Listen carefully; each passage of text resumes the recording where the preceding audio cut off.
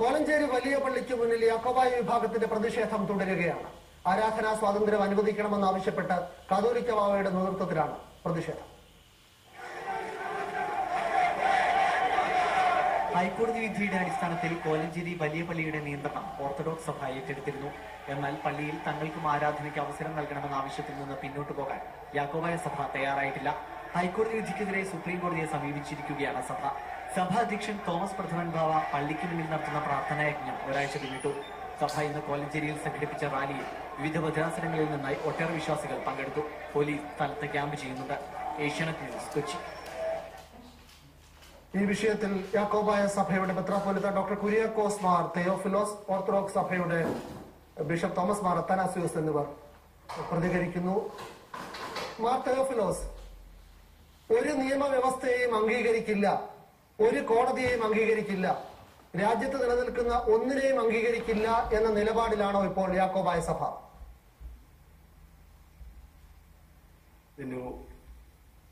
അത് വളരെ തെറ്റിദ്ധാരണാജനകമായ ഒരു പ്രസ്താവനയാണ് ഇപ്പോൾ നടത്തിയത്.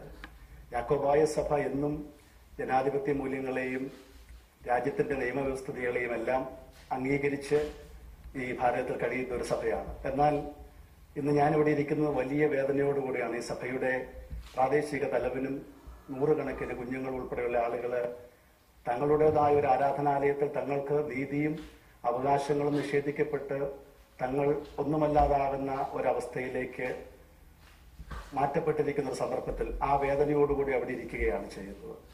അവിടെ ജനാധിപത്യ മൂല്യങ്ങൾ കോലഞ്ചേരിയെ സംബന്ധിച്ചിടത്തോളം നമുക്കെല്ലാവർക്കും അറിയാം. 1913 അവിടുത്തെ ആ പള്ളിയെ സംബന്ധിച്ചൊരു ഉടമ്പടിയുണ്ട്. ആ ഉടമ്പടി പ്രകാരമായിരുന്നു ആ പള്ളി ഭരിക്കപ്പെട്ടുകൊണ്ടിരുന്നത്. അവിടെ വരുന്ന 2000-ൽ അധികം വരുന്ന കുടുംബങ്ങളിൽ 1600. അതിലേക്ക് വരാം. ഞാൻ ചോദിച്ച ചോദ്യം ആരെയും ആക്ഷേപിക്കാൻ വേണ്ടിയല്ല. കാരണം യാക്കോബായ സഭയാണ് ആദ്യം ഹൈക്കോടതിയെ ഈ കേസിൽ ഓർത്തഡോക്സ് സഭയ്ക്ക് അനുകൂലമായി ഉണ്ടായ വിധിക്കെതിരെ ഹൈക്കോടതിയെ സമീപിച്ചത്. ആ ഹൈക്കോടതി സിംഗിൾ ബെഞ്ചിൽ ഓർത്തഡോക്സ് വിഭാഗത്തിന് അനുകൂലമായി വിധിയുണ്ടായി. ഡിവിഷൻ ബെഞ്ചിലേക്ക് അപ്പീലുമായി പോയതും യാക്കോബായ വിഭാഗമാണ്. അവിടെയും എതിർപക്ഷത്തിന് വിജയമുണ്ടായി. ഹൈക്കോടതിയിൽ നിങ്ങൾ തന്നെ അപ്പീലുമായി പോകുന്നു, നിങ്ങൾക്ക് എതിർവിധി ഉണ്ടാകുന്നു. അപ്പോൾ പിന്നെ ആ വിധി അനുസരിക്കുകയല്ലേ സാമാന്യ മര്യാദ? ഇത് വിധി വന്നേയുള്ളൂ.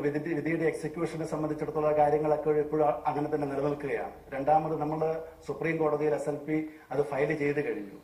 അപ്പൊ അതിന്റെ കാര്യങ്ങൾ ആ പ്രോസസ്സിനായിരിക്കുന്ന ഒരു സന്ദർഭത്തിൽ യാക്കോബായ സഭയുടെ ഭൂരിപക്ഷം വരുന്നതായ വിശ്വാസികളെയും ഒഴിവാക്കിക്കൊണ്ട് അവിടെ ഓർത്തഡോക്സ് വിഭാഗം ആധിപത്യം സ്ഥാപിക്കുവാനുള്ള ഒരു ശ്രമം നടത്തിക്കൊണ്ടിരിക്കുന്നതാണ് അവിടുത്തെ ക്രൈസിസ് എന്ന് പറയുന്നത്.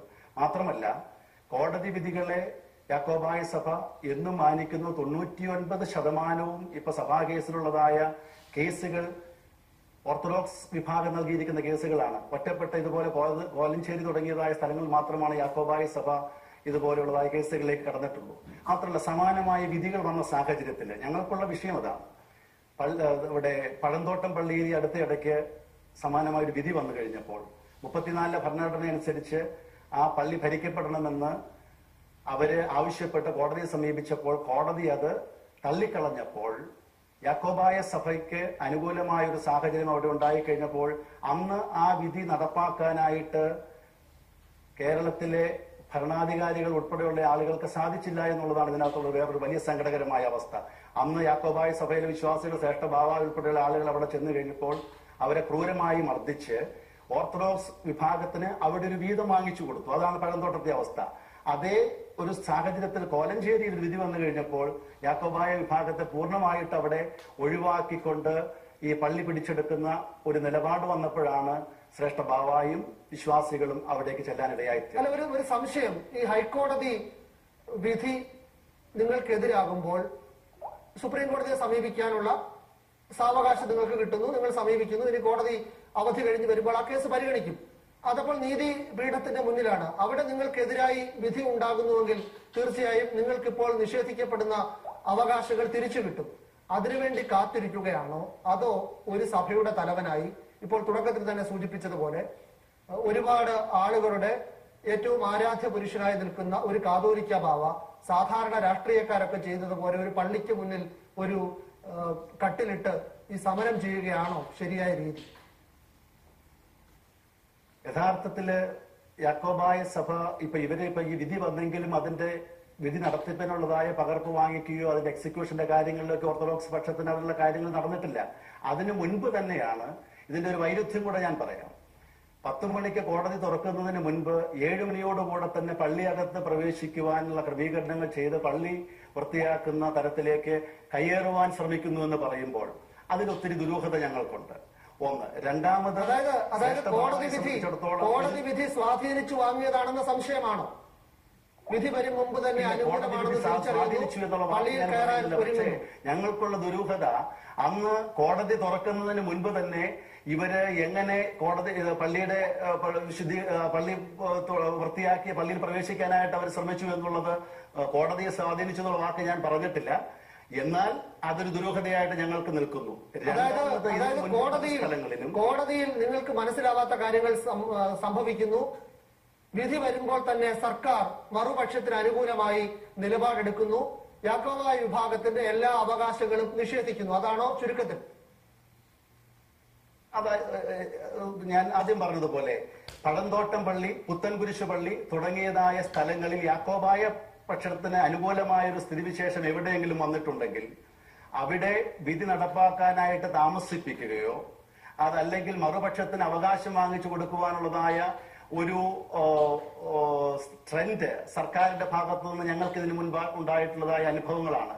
മാത്രമല്ല മാമലശ്ശേരി തുടങ്ങിയതായ സ്ഥലങ്ങളിൽ അതായത് ഒരു പ്രധാനപ്പെട്ട സംശയം, ആരാണ് ഇത് ഓർത്തഡോക്സ് വിഭാഗത്തിന് അനുകൂലമാക്കി കൊടുക്കുന്നത്?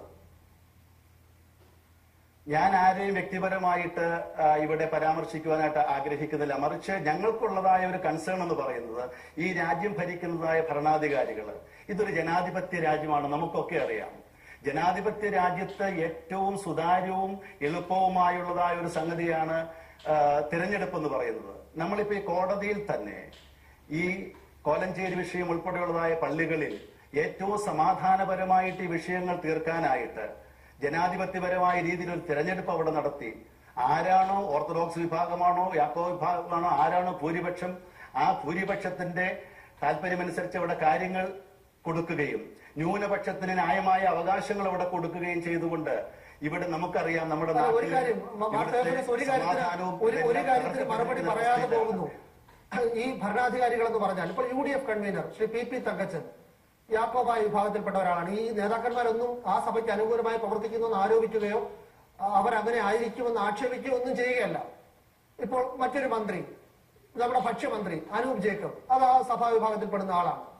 ഈ ബെന്നി ബെഹ്നാനെ പോലെയുള്ള MLA-മാർ ഈ സഭാവിഭാഗത്തിൽ വരുന്ന ആളുകളാണ്. അപ്പോൾ ഈ ഭരണവുമായി അടുത്തു നിൽക്കുന്ന ഒരുപാട് പേർ ആ സഭാവിഭാഗത്തിൽപ്പെട്ടവരാകുമ്പോൾ നിങ്ങൾക്ക് എതിരായി ബോധപൂർവമായ തീരുമാനം ഉണ്ടാകുന്നുവെന്ന ആക്ഷേപം എന്തുകൊണ്ടാണ് ഉണ്ടാകുന്നതെന്ന് ഒരു ന്യായമായ സംശയമാണ്. ഈ നേതാക്കന്മാരോ മന്ത്രിമാരോ ഒന്നും ഒരു പക്ഷം പിടിക്കുന്നവരാണെന്ന് ഞാൻ പറയുകയല്ലോ. അതായത് യാക്കോബായ സഭയിലെ തിരഞ്ഞെടുക്കപ്പെട്ടതായ യാക്കോബായ സഭയിലെ ചില അംഗങ്ങൾ ഈ സംസ്ഥാനത്തെ മന്ത്രിമാരും UDF-ലെ നേതാക്കന്മാരുമായിട്ടുണ്ട്. പക്ഷേ അവർ യാക്കോബായ സഭയുടെ നേതാക്കന്മാരല്ല. അവർ കേരള സംസ്ഥാനത്തിലെ ഈ സഭയുടെ മാത്രം താല്പര്യങ്ങൾ സംരക്ഷിക്കപ്പെടാനുള്ളവരല്ല. എന്നാൽ ഈ സഭയ്ക്ക് ആവശ്യമായ അവകാശങ്ങൾ, ഈ സഭയിലെ ജനങ്ങളുടെ ന്യായമായ അവകാശങ്ങൾ, ജനാധിപത്യപരമായ അവകാശങ്ങൾ നേടിയെടുക്കുന്നതിൽ എന്തോ അതിനകത്ത് ഇപ്പോൾ ഈ സർക്കാരിന്റെ ഭാഗത്തു നിന്ന് വളരെ വീഴ്ചകൾ വരുന്നു എന്നുള്ളതായ ഒരു ശക്തമായ ഒരു വേദന അത് ഞങ്ങൾക്ക് ഉണ്ട്. കാരണം സമീപകാലങ്ങളിൽ മുഖ്യമന്ത്രി ഉമ്മൻചാണ്ടിയാണോ ഉദ്ദേശിക്കുന്നത്? അദ്ദേഹം ഓർത്തഡോക്സ് വിഭാഗത്തിൽപ്പെട്ട ആളാണ്. അദ്ദേഹം ഓർത്തഡോക്സ് വിഭാഗത്തിന് അനുകൂലമായി പ്രവർത്തിക്കുകയാണെന്ന് ഞങ്ങൾക്കാർക്കും തോന്നുന്നില്ല. പക്ഷെ അങ്ങനെ ഒരു ആശങ്ക യാക്കോബായ സഭയ്ക്കുണ്ടോ? ഞാൻ പറഞ്ഞല്ലോ, മുഖ്യമന്ത്രിയെ മാത്രം ഞാൻ കുറ്റപ്പെടുത്തുന്നില്ല. മറിച്ച് മുഖ്യമന്ത്രി ഉൾപ്പെടുന്നതായ ഈ ഐക്യജനാധിപത്യ സർക്കാരിന്റെ കാലത്ത് ഇപ്പോ ആ ഗവൺമെന്റിന്റെ ഭരണം തുടങ്ങിയ സമയം മുതൽ ഇപ്പോൾ നമുക്കറിയാം പള്ളി വിഷയങ്ങൾ നോക്കിക്കഴിഞ്ഞാൽ ഓരോ വിഷയങ്ങളിലും ഇപ്പോ മണ്ണത്തൂർ പള്ളി ഉൾപ്പെടെയുള്ളതായ അനേക പള്ളികളില് ഞങ്ങൾക്ക് ഞങ്ങളുടെ ആളുകൾക്ക് ഒത്തിരി പീഡനങ്ങൾ അനുഭവിക്കേണ്ടി വന്നു. പക്ഷേ ഈ ഞാനിപ്പോൾ ആലോചിക്കുന്നത് നമ്മുടെ മുഖ്യമന്ത്രിയുടെ കാര്യമാണ്.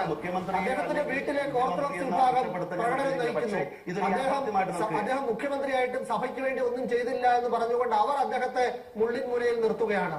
അപ്പോഴാണ് ഇപ്പുറത്തെ വിഭാഗം അനുകൂലമായ തീരുമാനം അദ്ദേഹം എടുക്കുന്നു എന്ന് പറയുന്നത്. അദ്ദേഹം ഒരു വല്ലാത്ത അവസ്ഥയിലാണെന്ന് തോന്നുന്നു. അല്ല, ഞാൻ ആദ്യം പറഞ്ഞല്ലോ, മുഖ്യമന്ത്രി ഉമ്മൻചാണ്ടി അല്ലെങ്കിൽ ഏതെങ്കിലും ഒരു മന്ത്രി ഒരു സഭയുടെയോ ഒരു മതത്തിന്റെയോ ആളായിട്ട് നിൽക്കാൻ പാടില്ല.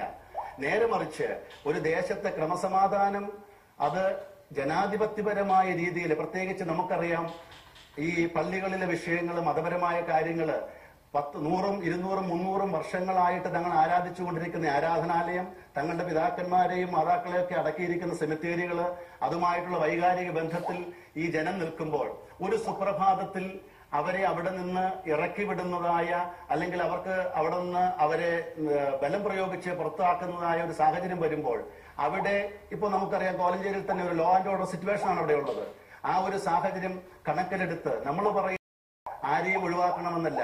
ഇപ്പൊ 1600 കുടുംബങ്ങളുള്ളതായ യാക്കോബായ വിഭാഗത്തെ തുല്യമായിട്ട് ആരാധനയ്ക്കുള്ള സൗകര്യങ്ങൾ. ഈ പ്രകോപനം ഉണ്ടാക്കുകയാണോ മറുപക്ഷത്തിന്റെ ലക്ഷ്യം? ഇപ്പോൾ കോടതി വിധി നിങ്ങൾക്ക് അനുകൂലമാണ്. ഇനി പ്രകോപനം ഉണ്ടാക്കി അതൊരു ക്രമസമാധാന പ്രശ്നമാക്കിയാൽ അപ്പോൾ ഒരു ഒത്തുതീർപ്പ് ശ്രമമെന്ന നിലയിൽ പള്ളി പൂട്ടിയിടാൻ പറയും. അതാണോ ലക്ഷ്യമാക്കുന്നത്? അത് ശരിയായ വിലയിരുത്തലാണ് എന്ന് തന്നെയാണ് എന്റെ പക്ഷം.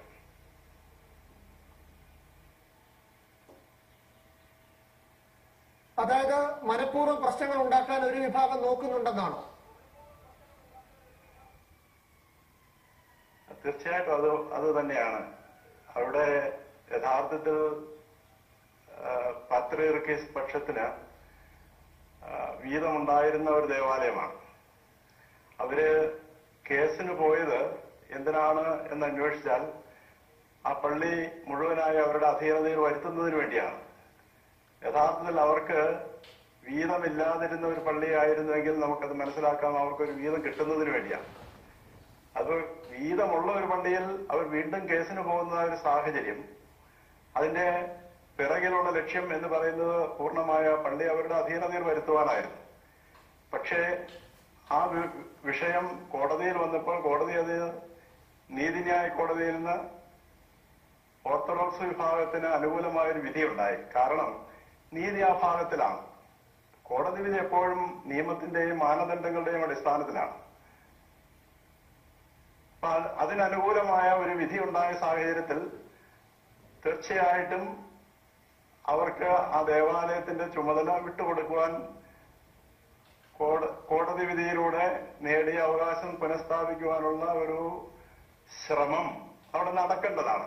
പക്ഷെ അതിന് പകരമായിട്ട് പള്ളിയുടെ മുമ്പിൽ പ്രശ്നം സൃഷ്ടിച്ച് പള്ളി അടച്ചുപൂട്ടുവാനും ആരാധനാ സൗകര്യങ്ങൾ നിഷേധിക്കുവാനുള്ള ശ്രമമായിട്ടാണ് ഞങ്ങൾ അത് മനസ്സിലാക്കുന്നത്. പക്ഷെ ഇവർ പറയുന്ന ഒരു പ്രധാനപ്പെട്ട കാര്യമുണ്ട്. കോടതി വിധി നിങ്ങൾക്ക് അനുകൂലമായിരിക്കാം, പക്ഷെ അത് വിധി നടപ്പിലാക്കാനുള്ള നടപടികൾ നിയമപരമായി സ്വീകരിക്കേണ്ടതുണ്ട്. അതൊന്നും ചെയ്യാതെ ഭരണത്തിലുള്ള സ്വാധീനം ഉപയോഗിച്ച് വിധി വരുന്നതോടെ തന്നെ, അതിന് മുമ്പ് തന്നെ ഒരുക്കം തുടങ്ങിയെന്നാണ് പറയുന്നത്, പള്ളിയിൽ കയറുകയും കുർബാന നടത്തുകയും ഒക്കെ ചെയ്തത് സ്വന്തമാക്കാനുള്ള ഒരു ശ്രമം, ഗൂഢശ്രമം നടന്നിരുന്നു. പള്ളിയുടെ കസ്റ്റോഡിയൻ എന്ന് പറയുന്നത് ഓർത്തഡോക്സ് സഭയാണ്. അപ്പോൾ അവരുടെ കയ്യിൽ തന്നെയാണ് താക്കോലും എല്ലാം ഉണ്ടായിരുന്നത്. ഇടക്കാലത്ത് അതൊരു തർക്ക വിഷയമായിരുന്നതിനാൽ അവര് അവരുടെ സ്വാതന്ത്ര്യം അവിടെ ഉപയോഗിച്ചില്ല എന്ന് മാത്രമാണ്. അപ്പോൾ ഈ പള്ളി സംബന്ധിച്ച് ഹൈക്കോടതി ഡിവിഷൻ ബെഞ്ച് അവരുടെ ന്യായവാദങ്ങൾ അംഗീകരിച്ചു കഴിഞ്ഞപ്പോൾ അവിടെ ആരാധന നടത്തുവാനുള്ള ക്രമീകരണങ്ങൾ അവർ ചെയ്യുന്നതിന് എന്ത് തെറ്റാണ് എന്ന് എനിക്ക് മനസ്സിലാകുന്നില്ല. അല്ല, വിധി വരും മുമ്പ് തന്നെ അനുകൂലമായിരിക്കുമെന്ന തോന്നലുണ്ടായി. രാവിലെ 7 മണിക്ക് തന്നെ പള്ളി തുറന്ന് ഇനി ഞങ്ങൾക്കിത് സ്വന്തമാണെന്ന മട്ടിൽ പ്രവർത്തിച്ചു തുടങ്ങിയെന്നാണ് ആക്ഷേപം. ആക്ഷേപം ആർക്ക് വേണമെങ്കിലും ഉന്നയിക്കാമല്ലോ. ആ പള്ളിയിൽ കോടതി വിധി ഉണ്ടാകുന്ന സാഹചര്യത്തിൽ പിറ്റേ ദിവസം തന്നെ കുർബാന നടത്തുവാനുള്ള ക്രമീകരണങ്ങൾ തുടങ്ങി വച്ചു എന്നതാണ് ശരി. അതിന് പിറ്റേ ദിവസം രാവിലെ കുർബാനയ്ക്കുള്ള ആവശ്യമായ ക്രമീകരണങ്ങളുടെ ഭാഗമായിട്ട് പള്ളി തുടച്ച് വൃത്തിയാക്കുവാനുള്ള ശ്രമം നടത്തി. അത് 7 മണി എന്ന് പറയുന്നത് ശരിയല്ല. വിധി വന്ന ശേഷമാണോ? അതെ, കോടതി വിധി വന്ന ശേഷമാണ് അതെല്ലാം തുടങ്ങിയത് എന്നാണ് എന്റെ അറിവ്. പക്ഷെ അപ്പോഴും ഈ കോടതി വിധി അനുകൂലമാകുമ്പോഴും ആ വിശ്വാസികൾക്ക് മുന്നിൽ ഓരോ പള്ളിയും ഉണ്ടാക്കിയത് അവിടുത്തെ വിശ്വാസികളാണ്. അവരുടെ ധനമാണ് അതിന് വിനിയോഗിക്കുന്നത്. അവിടെയുള്ള ഒരു പ്രധാന പ്രശ്നമുണ്ട്. എത്ര സാങ്കേതികമായ കാര്യം പറഞ്ഞാലും ഒരു ഇടവകയിലെ 80% ആളുകൾ ഒരുപക്ഷെ തുറച്ചു നിൽക്കുമ്പോൾ 20% നിയമത്തിന്റെ പിൻബലത്തിൽ അവരെ ഇറക്കി വിടുന്നത് ശരിയാണ്. അത് പറയുന്നത് ശരിയല്ല. കാരണം എന്താണ് എന്ന് ചോദിച്ചാൽ, അവിടെ ആരെയും ഇറക്കി വിടുന്ന പ്രശ്നമില്ല. അവിടെ ഉള്ള സകല വിശ്വാസികളെയും ഉൾക്കൊള്ളുവാൻ ഓർത്തഡോക്സ് സഭ തയ്യാറാണ്. അവിടെ വിഭജനം നിലനിർത്തി പ്രശ്നം സൃഷ്ടിക്കുന്നതിന്റെ ഭാഗമാണ്. ഇതുവരെ തർക്കം നിലനിന്നിരുന്ന പള്ളിയാണ്. സത്യം എന്ത് എന്ന് ജനങ്ങൾ അറിയുന്നില്ല. സത്യം തിരിച്ചറിയുന്ന സാഹചര്യത്തിൽ അവിടെ മുഴുവൻ ജനങ്ങളും തന്നെ വലിയ പള്ളിയിൽ സഹകരിക്കുവാൻ തയ്യാറാണ് എന്നുള്ളതാണ് സത്യം. തർക്കം നിലനിന്നിരുന്ന കാലത്ത് ഭിന്ന ചേരികളിൽ നിന്നു എന്നത് ശരിയാണ്. രണ്ടാമതായിട്ട് അവിടെ ഓർത്തഡോക്സ് സഭയുടെ അംഗങ്ങളായി പ്രത്യേകമായിട്ട് ഫോറത്തിൽ എഴുതി ഒപ്പിട്ട് കൊടുത്തിരിക്കുന്ന 1700ഓളം അംഗങ്ങൾ ആ ദേവാലയത്തിലുണ്ട്. അതുകൊണ്ട് എണ്ണത്തെ സംബന്ധിച്ച് ഇവിടെ ഒരു ചർച്ചയുടെ ആവശ്യമുണ്ട് എന്ന് എനിക്ക് തോന്നുന്നില്ല. അത് ആർക്കും ലഭ്യമാകുന്ന ഒരു രേഖയാണ്. അത് 20% 10% ആർക്ക് വേണമെങ്കിൽ പറയാം. പക്ഷെ ഈ രേഖകൾ ലഭ്യമായ സ്ഥിതിക്ക് തീർച്ചയായിട്ടും അത്തരത്തിലേക്ക് ഓർത്തഡോക്സ് സഭയുടെ അംഗങ്ങളുടെ എണ്ണം കുറച്ചു കാണുവാൻ സാധിക്കുകയില്ല. രണ്ടാമതായിട്ട് ഈ ഇടവക തുറന്ന് പ്രവർത്തിക്കുന്ന ഒരു സാഹചര്യത്തിൽ അവിടെ പാത്രിയർക്കീസ് വിഭാഗത്തിന് ആരും തന്നെ ഇല്ലാതാകും എന്നുള്ളൊരു സാഹചര്യം വന്നത് നാം ഓർത്തിരിക്കേണ്ടതാണ്. കാരണം ജനങ്ങൾ സത്യം അറിയുമ്പോൾ അതിനോട് സഹകരിക്കും. തർക്കമുള്ള സമയത്ത് വിഭജിച്ചു നിൽക്കുന്ന ഒരു സമൂഹം അതിനൊരു പരിസമാപ്തി ഉണ്ടാകുന്നതോടുകൂടി ശരിയെന്ത് നിയമമെന്ത് എന്ന് മനസ്സിലാക്കി അത് അനുകൂലിക്കുന്ന ഒരു സാഹചര്യമുണ്ട്. അപ്പോൾ ആ ഇടവക ഐക്യപ്പെടുന്നതിന് എതിരെ നടത്തുന്ന ഒരു അക്രമ പ്രവർത്തനമായിട്ടാണ് എനിക്കിത് വിലയിരുത്തുവാൻ സാധിക്കുക. അതായത് ഈ ഇപ്പോൾ പള്ളിക്ക് മുന്നിൽ ശ്രേഷ്ഠ ബാബായോടൊപ്പം ഉപവാസ സമരത്തിലിരിക്കുന്ന ആളുകളൊന്നും ഈ കോലഞ്ചേരി ഇടവകക്കാരെ അല്ല. അവിടെ ഉള്ളവരെല്ലാം ഓർത്തഡോക്സ് വിഭാഗത്തിൽപ്പെട്ടവരാണ്. ഇനി അഥവാ അല്ലെങ്കിൽ പള്ളി തുറന്നാലുടൻ ഓർത്തഡോക്സ് വിഭാഗത്തിലേക്ക് വരാൻ കാത്തു നിൽക്കുന്നവരാണ്. അങ്ങനെയാണോ അതിനെ മനസ്സിലാക്കേണ്ടത്? അല്ല, ഞാൻ പറഞ്ഞത് എന്താണെന്ന് മനസ്സിലാക്കി കാണും. ഞാൻ പറഞ്ഞത് അവിടെ ഈ ഭിന്നത ഉണ്ടായിരുന്ന സമയത്ത് തന്നെ ഓർത്തഡോക്സ് സഭയിലെ അംഗത്വം നേടിയിട്ടുള്ള ഏതാണ്ട് 1700 കുടുംബക്കാരുണ്ട്. ആ വിവരം അതിന് രേഖയുള്ള കാര്യമാണ്. ആർക്ക് വേണമെങ്കിലും അത് പരിശോധിക്കാവുന്നതാണ്. രണ്ടാമത്തെ കാര്യം എന്ന് പറയുന്നത്, ഇതുവരെ പള്ളിയിൽ ഒരു തർക്കം നിലനിന്നിരുന്നു. ആ തർക്കത്തിന് ഒരു പരിസമാപ്തി ഈ ഡിവിഷൻ ബെഞ്ചിന്റെ വിധിയോടുകൂടി വന്നിരിക്കുകയാണ്. അപ്പോൾ ജനങ്ങൾ സത്യം അറിയുകയും നിയമം എന്താണ് ആ ദേവാലയത്തെ സംബന്ധിച്ചുള്ളതെന്ന് മനസ്സിലാക്കുകയും ചെയ്യുമ്പോൾ അവർ ആ ദേവാലയവുമായിട്ട് സഹകരിക്കാൻ തയ്യാറാവുകയാണ്. അപ്പോൾ അവർ ആ പ്രദേശത്ത് ആരുമല്ലാതായി തീരും എന്നുള്ള ഒരു ഭയപ്പാടാണ് ഒരുപക്ഷെ ഈ പ്രകോപനത്തിനും അക്രമത്തിനും പിന്നിലുള്ളത് എന്നാണ് ഞങ്ങളുടെ ചിന്ത. അവിടെ ജനങ്ങൾ ഭിന്നിച്ചു നിൽക്കുവാനല്ല, അവർ മുഴുവൻ ഒന്നിച്ച് ആ ദേവാലയത്തിൽ ആരാധന നടത്തുവാനാണ് ഞങ്ങൾ. ഒരു അംഗത്തെയും ആ ദേവാലയത്തിന് പുറത്താക്കുക എന്നത് പ്രശ്നം ഉദിക്കുന്നില്ല. പിന്നെ അനധികൃതമായിട്ട് പുതിയതായി രൂപം കൊണ്ട ഒരു സഭയുടെ നേതൃത്വത്തിലുള്ള ആൾക്കാര് ആ ദേവാലയത്തിൽ അതിക്രമിച്ച് കിടക്കുന്ന ഒരു സാഹചര്യത്തിൽ അതിനെ ഈൽഡ് ചെയ്യുക, അതിന് വിധേയപ്പെടുക എന്ന് പറയുന്നത് ശരിയല്ല. ഈ നാട്ടിൽ ഒരു ജുഡീഷ്യറിയുടെ തീരുമാനം ആദരിക്കപ്പെടണം എന്ന് തന്നെയാണ് ഞങ്ങളുടെ ചിന്ത. പക്ഷെ ഇനിയും ഉണ്ടല്ലോ, അപ്പീൽ കൊടുക്കാനുള്ള അവസരമുണ്ട്, സുപ്രീം കോടതിയുണ്ട്. അവിടെ അവർക്ക് അനുകൂലമായി വിധി വരാനുള്ള ഒരു സാഹചര്യമുണ്ട്. വേണമെങ്കിൽ ആർക്ക് അനുകൂലമായി വിധി വരാം. അപ്പോൾ നിയമപരമായ പ്രശ്നങ്ങൾ, ഈ കോടതി വിധി കേസുകൾ അവസാനിച്ചിട്ടില്ല, അങ്ങനെ പറയാനുമാവില്ല. ഇല്ല, ഇത് സംബന്ധിച്ചുള്ള അടിസ്ഥാനപരമായ ഒരു കോടതി വിധി സുപ്രീം കോടതിയിൽ 1995 ഉണ്ടായിക്കഴിഞ്ഞു. അത് രണ്ടു കൂട്ടരും അംഗീകരിച്ചിട്ട് ആ അംഗീകാരം നൽകിയിരുന്ന ഒരു സാഹചര്യം തന്നെ മാറി ഒരു പുതിയ സഭ സൃഷ്ടിക്കുകയാണ് ചെയ്തത്. അപ്പോ ഒരു പള്ളിയെ സംബന്ധിച്ചിടത്തോളം ഇതിന് വ്യത്യസ്തമായ ഒരു തീരുമാനം ഒരിടത്തുനിന്നും ഉണ്ടാവുകയില്ല. ചില സാങ്കേതിക കാര്യങ്ങളിൽ ചിലപ്പോൾ പള്ളിയുടെ കേസ്, ഓർത്തഡോക്സ് വിഭാഗത്തിന്റെ കേസുകൾ തള്ളിയിട്ടുണ്ട് എന്നത് ശരിയാണ്. മെറിറ്റ് കേസ് വിധി വന്ന ഒന്നും ഒരു പള്ളിയിലും പള്ളി കേസിലും ഓർത്തഡോക്സ് വിഭാഗത്തിന് പ്രതികൂലമായിരുന്നിട്ടില്ല. പിന്നെ ഇത് സംബന്ധിച്ച് പറയാനുള്ള ഒരു കാര്യം, സുപ്രീം കോടതി ഹൈക്കോടതിയുടെ ഡിവിഷൻ ബെഞ്ച് ഒരു തീരുമാനം ഉണ്ടായതിന് വിരുദ്ധമായിട്ട് സുപ്രീം കോടതിയിൽ ഒരു വിധി ഉണ്ടായാൽ അത് മാനിക്കുവാൻ ഉള്ള നിയമബോധം, നിയമത്തോടുള്ള വിധേയത്വവും ഓർത്തഡോക്സ് സഭ എന്നും കാണിച്ചിട്ടുണ്ട്, ഇനിയും കാണിക്കും. വ്യത്യസ്തമായ ഒരു വിധിയാണെങ്കിൽ അത് ആ സമയത്ത് അംഗീകരിക്കും. ഇത് ഒരേ സഭയിൽ ഉണ്ടായിരുന്ന വിശ്വാസികളാണ്, അവരുടെ പിന്തുടർച്ചക്കാരാണ്. വിശ്വാസപരമായ ഒരു പ്രശ്നവും, അത് കോട്ടയത്തെ കാതോലിക്ക ബാവയോ അന്ത്യോക്യയിലെ പാത്രീസ് ബാവയോ അംഗീകരിക്കുന്നു എന്ന ഒറ്റ കാര്യത്തിൽ ഒഴിച്ചാൽ ഒരു വ്യത്യാസവും ഈ ആളുകൾക്കില്ല. ഇവരൊക്കെ തമ്മിൽ അങ്ങോട്ടും ഇങ്ങോട്ടും രണ്ട് വിഭാഗത്തിന്റെ പള്ളികളിൽ പോകുന്നുണ്ട്. പരിമല പോകുന്നവർ ഒരു ഭാഗം ഇപ്പുറത്തുള്ളവരുണ്ട്, മണർകാട്ട് പോകുന്നവർ അപ്പുറത്തുള്ളവരുണ്ട്. അവർക്കൊന്നുമില്ലാത്ത പ്രശ്നം ഈ സഭാ സ്വത്തുക്കളുടെ പേരിൽ ഉണ്ടാക്കിയെടുക്കുകയാണോ രണ്ട് പക്ഷത്തെയും ആത്മീയ നേതാക്കൾ ചേർന്ന്? വിനു, 2-3 കാര്യങ്ങൾ ഇത് സംബന്ധമായിട്ട് എനിക്ക് തിരുവേലി പറഞ്ഞ കാര്യങ്ങളോട് ചേർത്തുകൊണ്ട് 2 കാര്യങ്ങൾ പറയാനുണ്ട്. ഒന്ന്, ആദ്യമേ വിനു പറഞ്ഞ കാര്യത്തോട് പറയുമ്പോൾ യാക്കോബായ സഭയെ സംബന്ധിച്ചിടത്തോളം ഒരിക്കലും സഭാ സ്വത്തുക്കൾക്ക് വേണ്ടിയിട്ട് ഈ സഭ ഫൈറ്റ് ചെയ്തിട്ടില്ല.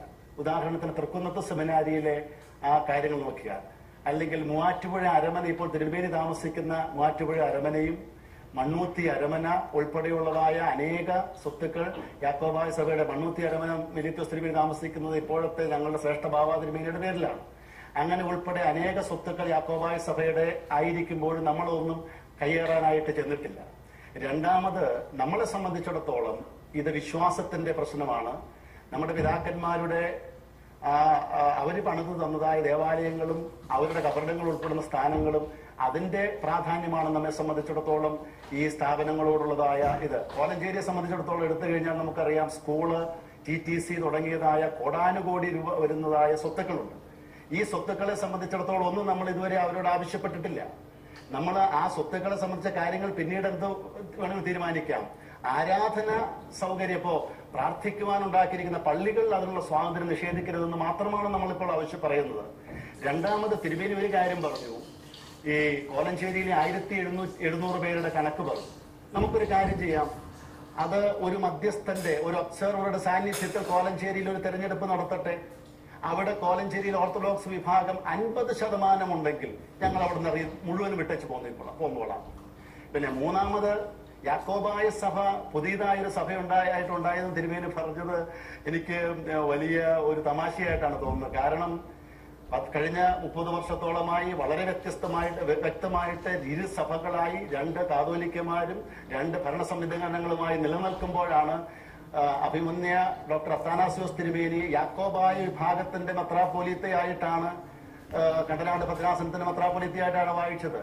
അപ്പൊ യാക്കോബായ സഭ പുതുതായിട്ടുണ്ടായതെന്ന് പറയുമ്പോൾ തിരുമേനി തന്നെ അന്ന് തിരുമേനിയെ വായിച്ച സഭയെ മറക്കുകയാണ് ചെയ്യുന്നത്. അപ്പോ ഞാനൊരു വ്യക്തിപരമായ ഇതിലേക്ക് ആർഗ്യുമെന്റിലേക്ക് കടക്കാനല്ല, ഇത് യാക്കോബായ സഭ. അതുകൊണ്ടാണ് 1913 കോലഞ്ചേരി പള്ളിയുടെ ഉടമ്പടിയിൽ വളരെ വ്യക്തമായി, അതുപോലെ മൂവാറ്റുപുഴ അരമനയുടെ ആ ഉടമ്പടിയിൽ തിരുമേനിക്കറിയാം വ്യക്തമായിട്ട് അതിനകത്ത് പറഞ്ഞിട്ടുണ്ട്, യാക്കോബായ സഭയ്ക്ക് വേണ്ടിയിട്ടെന്ന് വ്യക്തമായിട്ട് എഴുതിയിട്ടുണ്ട്, അതിലെ വിശ്വാസികൾക്ക് വേണ്ടിയിട്ടെന്ന്. അപ്പൊ അതുകൊണ്ട് അതൊരു പുതിയ സഭയാണെന്ന് പറയുന്നത് എനിക്ക് വളരെ തമാശയായിട്ട് തോന്നുകയാണ്. ഞങ്ങൾ സമരമോ, കോലഞ്ചേരി പള്ളിയുമായി ബന്ധപ്പെട്ട് കോടിക്കണക്കിന് രൂപയുടെ സ്വത്തുക്കളുണ്ട്, 10,000 കോടിയുടെ സ്ഥാപനങ്ങളുണ്ട് എന്നാണ് ആളുകൾ പറയുന്നത്. എനിക്കറിയില്ല. ഇപ്പോൾ ആരാധനാ സ്വാതന്ത്ര്യം മാത്രമാണ് പ്രശ്നമെങ്കിൽ ഈ ആരാധനയ്ക്ക് അനുവാദം നൽകിയാൽ ഈ മറ്റു സ്വത്തുക്കളൊക്കെ ഇപ്പോൾ അത് കൈവശം വെച്ചുകൊണ്ടിരിക്കുന്ന ഓർത്തഡോക്സ് സഭക്കാർക്ക് വിട്ടുകൊടുക്കുമോ? ഇപ്പോൾ തീർച്ചയായിട്ടും നമ്മൾ പ്രാഥമികമായിട്ട് നമ്മളുടെ ആവശ്യം നമ്മുടെ ആരാധനാ സ്വാതന്ത്ര്യമാണ്.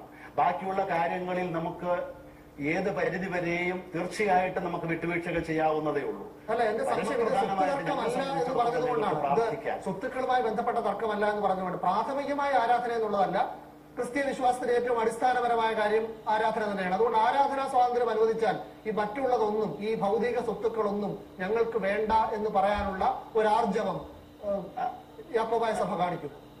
ബിനു, അതിനകത്ത് ഒരു ഒരു ഒരു ഒരു കാര്യവും കൂടെയുണ്ട്. തീർച്ചയായിട്ടും അങ്ങനെ സ്വത്തുക്കളല്ല ഞങ്ങളുടെ ലക്ഷ്യം എന്നുള്ളത് വ്യക്തമായി പറയുന്നു. എന്നാൽ ആ കോലഞ്ചേരി പള്ളിയോടനുബന്ധമായിരിക്കുന്ന സ്വത്തുക്കള് ആ ഇടവകയിലെ ആളുകൾ ചേർന്നുണ്ടാക്കിയതായ സ്ഥാപനങ്ങളും ഇതൊക്കെയാണ്. അതുകൊണ്ട് അവർക്കുള്ളതായ അവകാശം അതിനകത്തുണ്ട്. ആ അവകാശത്തെ സംബന്ധിച്ചിടത്തോളം സ്വത്തുക്കളുടെ കാര്യത്തിൽ വരുമ്പോൾ തീർച്ചയായിട്ടും ഞങ്ങൾ അവിടെ തീർച്ചയായിട്ടും വിട്ടുവീഴ്ചകൾ ചെയ്യുമെന്നുള്ളതിന് യാതൊരു സംശയവുമില്ല. ഈ പള്ളിയുടെ കാര്യത്തില് അത് ആരാധന ഇല്ലാതെ ഞങ്ങൾക്ക് അവിടെ ജീവിക്കാൻ, ഞങ്ങളുടെ ആളുകൾക്ക് സെമിത്തേരി വേണം, അവിടെ അവരുടെ മൃതദേഹങ്ങൾ അടക്കണം, അവര് പിതാക്കന്മാര് ആരാധിച്ച പള്ളിയിൽ അവർക്ക് ആരാധിക്കണം. ആ ഒരു കാര്യത്തില് വിട്ടുവീഴ്ച ചെയ്യാൻ പറ്റില്ല. എന്നാൽ സ്വത്തുക്കളുടെ കാര്യത്തിൽ തീർച്ചയായിട്ടും വിട്ടുവീഴ്ചകൾ ചെയ്യാൻ നമുക്ക് സാധിക്കും. ഒരു പ്രധാന പ്രശ്നം ഈ ആളുകളുടെ വൈകാരികമായ കാര്യങ്ങളാണെങ്കിലും ഈ പല സ്ഥലങ്ങളിലും കൂടുതൽ ഏത് വിഭാഗത്തിലാണ് കൂടുതൽ ആളുകളുള്ളത് ആ വിഭാഗക്കാർ ഈ കുറഞ്ഞ എണ്ണം ആളുകളുള്ള വിഭാഗത്തിന് പള്ളികൾ വെച്ചു കൊടുക്കുക, എന്നിട്ട് ഈ പ്രശ്നം രമ്യമായി പരിഹരിക്കുക. അങ്ങനെ പലയിടത്തും, മലബാറിലൊക്കെ പലയിടത്തും പരീക്ഷിച്ചിട്ടുള്ളതായി കേട്ടിട്ടുണ്ട്. അതെല്ലായിടത്തും സമാധാനപരമായി നടപ്പാക്കുകയാണെങ്കിൽ ഈ കോടതി വിധിയും ഈ റോഡിന് ചേർന്ന് തിരുവേരുമാർ സമരം ചെയ്യുന്ന ഈ വളരെ അപഹാസ്യമായ അവസ്ഥയും ഒക്കെ ഒഴിവാക്കിക്കൂടെ? രണ്ടു പക്ഷത്തുമുണ്ട്. ഓർത്തഡോക്സ് വിഭാഗത്തിലെ കാത്തോലിക്ക ബാവയും തൃക്കുന്നത്ത് ഇതുപോലെ നിരാഹാരം കിടന്നത് നാം കണ്ടതാണ്.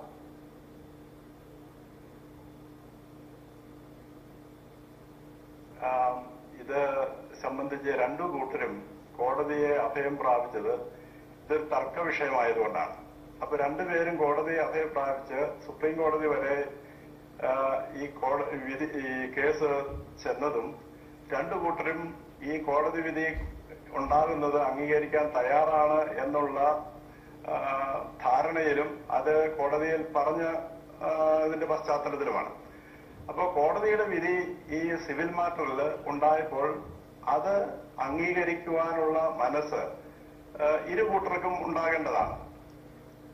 എന്നാൽ പാത്രിയർക്കീസ് വിഭാഗം ആ കോടതി വിധി നിഷേധിച്ച് മറ്റൊരു സഭയ്ക്ക് രൂപം കൊടുക്കുവാനാണ് ശ്രമിച്ചത്.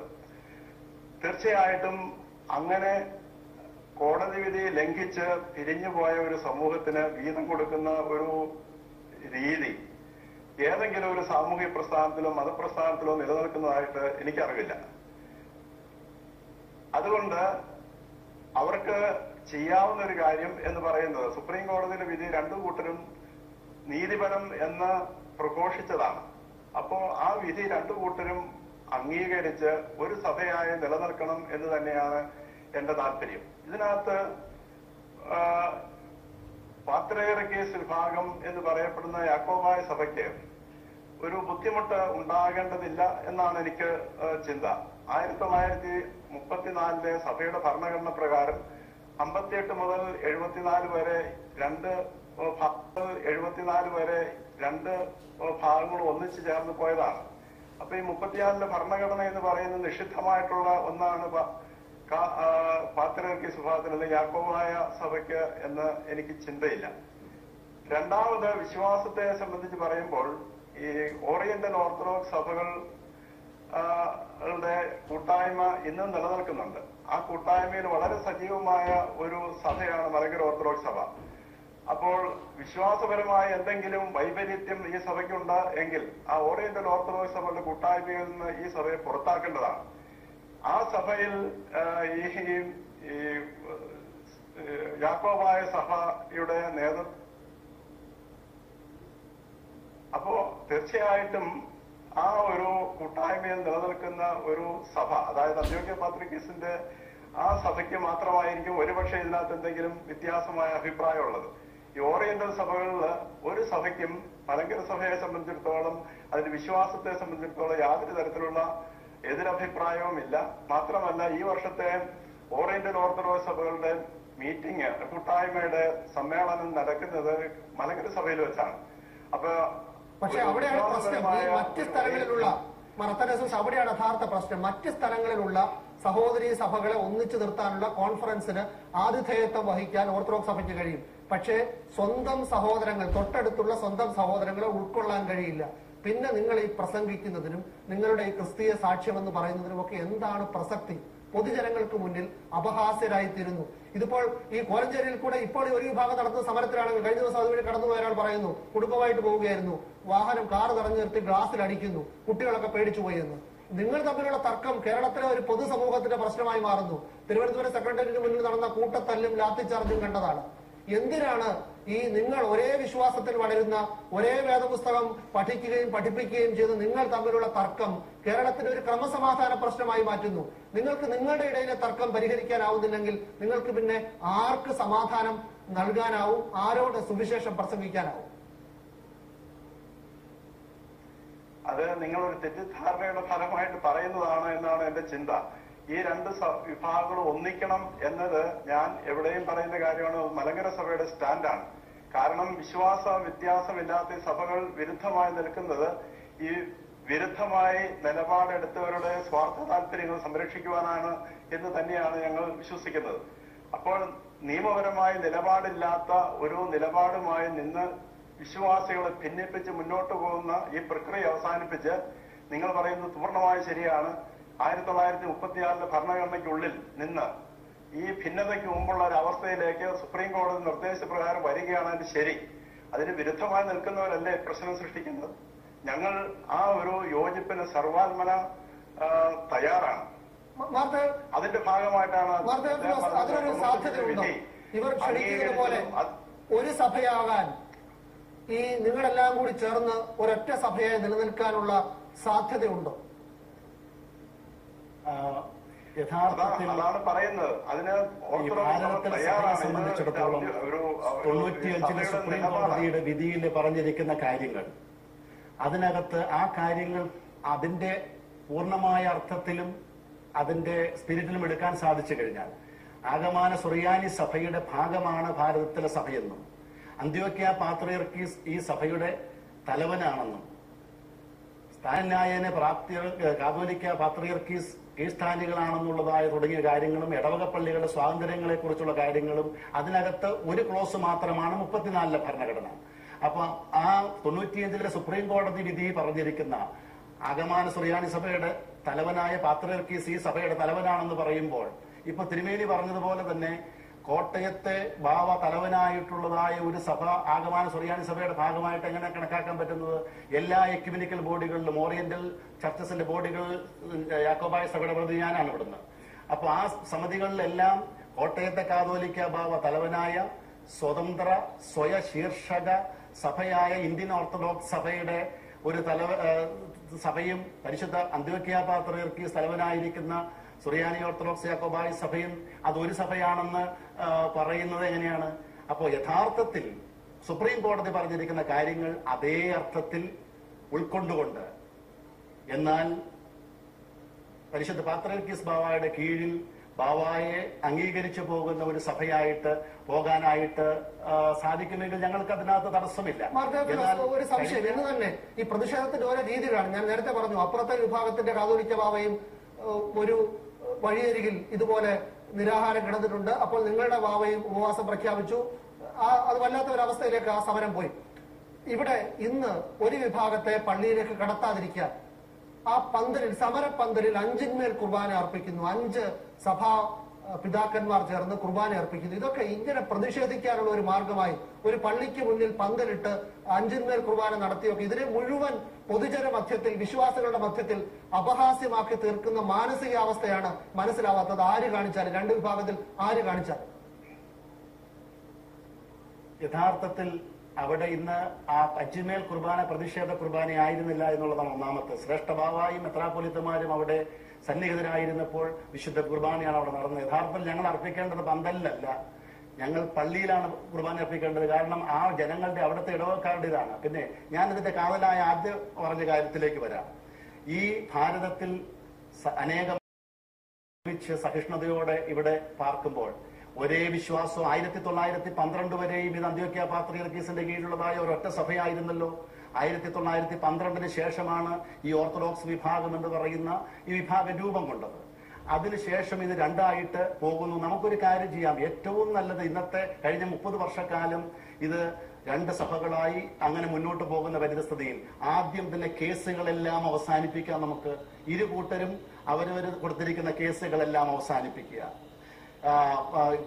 ജനാധിപത്യപരമായ പ്രക്രിയകളിലൂടെ തർക്കങ്ങളുള്ളതായ പള്ളികളില് ആരാണോ ആ ജനാധിപത്യപരമായ പ്രക്രിയകളിലൂടെ ഇപ്പം ബിനു പറഞ്ഞതുപോലെ മലബാർ ബോർഡറില് ആ പ്രശ്നങ്ങൾ ഇടവക പള്ളികളിലെ പ്രശ്നങ്ങൾ തീർക്കുക, സെമിത്തേരി ഇരു കൂട്ടർക്കും കൂടെ ആയിട്ട് ഉപയോഗിക്കാനായിട്ട് വിട്ടുകൊടുക്കുക, അത് ഷെയർ ചെയ്യുക.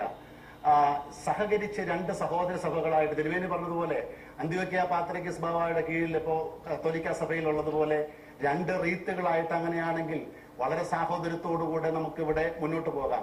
64 ഇവിടെ ഒരു യോജിപ്പിന് ശേഷം വീണ്ടും ഉണ്ടായതുകൊണ്ടാണ് ഇനി പാവപ്പെട്ട ജനങ്ങളുടെ, നിങ്ങളൊക്കെ എപ്പോഴും പറയുന്ന പാവപ്പെട്ട ജനങ്ങളുടെ കോടികളാണ് ഈ കേസ് നടത്താൻ ഇന്ത്യയുടെ പരമോന്നത കോടതികളിൽ വരെ കൊണ്ടുപോയി അഭിഭാഷകർക്ക് കൊടുക്കുന്നത്. എത്ര കോടി രൂപ ചെലവഴിച്ചിട്ടുണ്ടാവും. പലരും പറയുന്നത് പോലെ ഒരു വിഭാഗത്തിൽ മണർകാട്ട് ഈ കണ്ണുനീരോടെ വിശ്വാസികൾ കൊണ്ടിടുന്ന പണം എടുത്ത് അവർ കേസ് നടത്തും, ഇപ്പുറത്ത് പരിമലപ്പള്ളിയിൽ കൊണ്ടിടുന്ന പണം ഉപയോഗിച്ച് അവർ കേസ് നടത്തും. അങ്ങനെ ഈ വിശ്വാസികളുടെ പണം ഉപയോഗിച്ച് ഈ കേസുകൾ നടത്തുകയാണോ സഭകളുടെ യഥാർത്ഥ പരിപാടി? വിനു, യഥാർത്ഥത്തിൽ ഈ കേസുകൾ ഒരിക്കലും ആഗ്രഹിക്കുന്നില്ല, മറിച്ച് ഈ കേസുകൾ അവസാനിപ്പിക്കണമെന്നുള്ളത് തന്നെയാണ് നമ്മളുടെ മറ്റ് സഭകളിലെ കത്തോലിക്ക സഭയിലെയും ചോദ്യം സഭയിലെയും ഞാനൊന്ന് പറഞ്ഞോളൂ. പള്ളിക്കേസ് എന്ന് പറയുന്നത് ഒരു അനിവാര്യത വരുന്നുണ്ട്. കാരണം ഇത് സംബന്ധിച്ച് സുപ്രീം കോടതി ഒരു തീരുമാനം ഉണ്ടാക്കുകയും ആ തീരുമാനം ലംഘിച്ച് ഒരു പുതിയ സഭ സ്ഥാപിച്ച് പോവുകയും ചെയ്തവർ വീണ്ടും അവർ ഈ മലങ്കര സഭയുടെ ദേവാലയങ്ങളിലേക്ക് കടന്നു കയറാൻ ശ്രമിക്കുമ്പോൾ അത് പ്രതിരോധിക്കേണ്ടത് ആ സഭയുടെ ബാധ്യതയാണ്. നിങ്ങൾക്കറിയാം, ഒരു സഭയും വേറൊരു സഭയുടെ അവകാശ അധികാരങ്ങൾ കടക്കുവാനായിട്ട് ശ്രമിച്ചാൽ അത് ചെറുത്ത് നിൽക്കുമെന്നാണ് എനിക്ക് തോന്നുന്നത്.